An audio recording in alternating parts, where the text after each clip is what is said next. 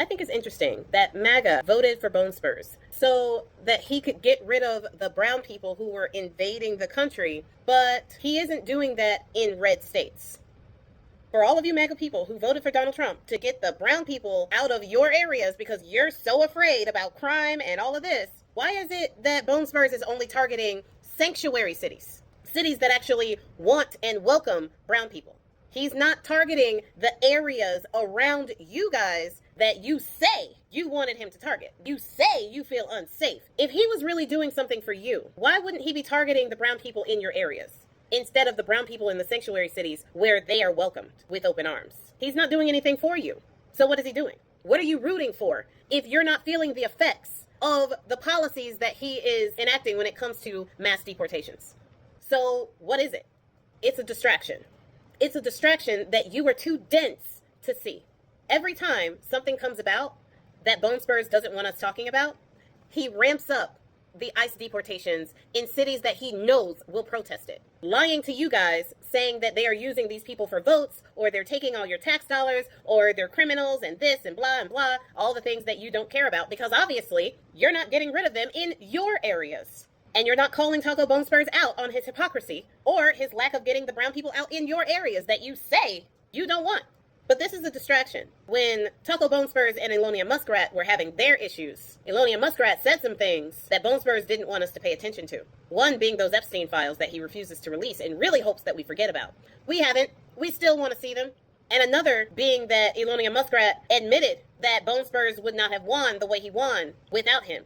He also doesn't want us talking about a particular case going on in Rockland, New York. He don't want that. So he started an escalation in LA. Even though a few days ago he said that he was no longer going to be targeting farms and hotels. Well, after his disaster of a birthday, he really now wants to take the eyes off of the disaster that his parade was and the success of the No King's Day, and he wants to put it back on the ICE raids by specifically targeting and giving them the go-ahead green light to do whatever it takes to get brown people out of sanctuary cities. He also said that he will be targeting farms and hotels now, despite the heads and CEOs of those farms and hotels coming to him being like, look, you're going to crush us. You're going to crush the economy and your food production in this country if you do this. And he was like, I'm mad because my parade didn't go the way I wanted to, so I'm going to do this. Also, he is trying to distract from the new war that has started under his watch. I thought he was going to be no wars. I thought he was going to be the no wars president. I thought that everybody respected him and feared him so much because he is so tough that there would be no wars under his watch. I thought 24 hours after the inauguration, the war in Ukraine would have stopped. 24 hours after his inauguration, there would be no more unaliving of the Palestinians in Gaza. Isn't that what they said? Isn't that what all those people who voted third party and all those people who voted for Donald Trump voted their conscience in the Punish Her movement? Isn't that what they said? Not one of these wars has stopped. In fact, another conflict has started between Iran and Israel. Bone Spurs got the nerve after he got run out of the G7 because they treated him basically like Putin's intern, or my favorite name for him, Putin's puppy. Bone Spurs was basically there the entire time singing Putin's praises. What does he have on him anyway?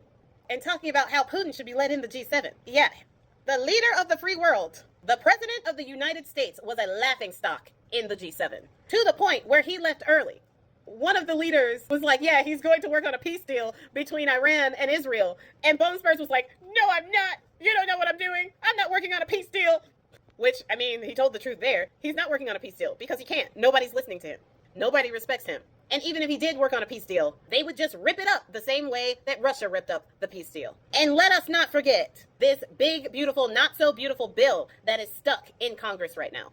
By the way, everybody still call and email your senators on this bill. I don't care what side of the aisle you are on, it is going to hurt you, and it's going to hurt the United States. So if you call yourself a patriot in any means, form, or fashion, I don't care what team you're playing for, you need to be against the bill. So call your senator about this bill, because if they pass this, they don't care about you. They just care about tax cuts for themselves. They don't care about the elderly people in your family. They don't care about your kids. They don't care about anything but themselves, and they need to be voted out. That is probably one of the number one things that they are trying to distract us from.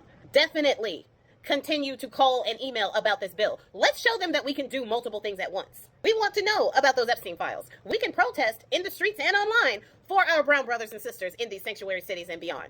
We can pay attention to the wars that are continuing under this administration. And we can also protest this big, beautiful bill. They are trying to do everything they can to disorient us and make us look over here while they're doing something over here. And this works for the news cycles, but we, the American people, we can multitask and we can keep up and we can outpace them. Let's do it.